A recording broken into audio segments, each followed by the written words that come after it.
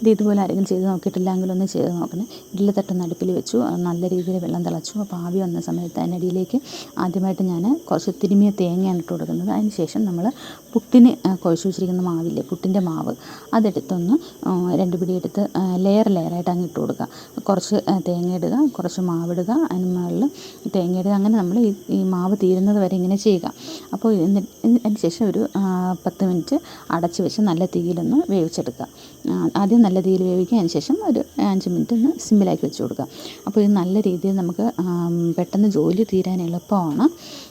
പിന്നെ അതുപോലെ തന്നെ പിന്നെ നല്ല ടേസ്റ്റുമാണ് കഴിക്കാനായിട്ട്. അപ്പോൾ നിങ്ങൾ ജോലി തിരക്കുള്ളവർക്ക് ഇങ്ങനെ ഒരു ടിപ്പ് ചെയ്ത് നമ്മൾ പുട്ട് നമ്മൾ കുറ്റിയിലൊക്കെ അവിക്കത്തില്ലേ, അപ്പോൾ നമ്മൾ ഇടയ്ക്കിടയ്ക്ക് ഇങ്ങനെ കുറ്റി അവിച്ചെടുക്കുന്നതിനേക്കാൾ വേഗത്തിൽ നമുക്ക് പുട്ട് റെഡിയായി കിട്ടും.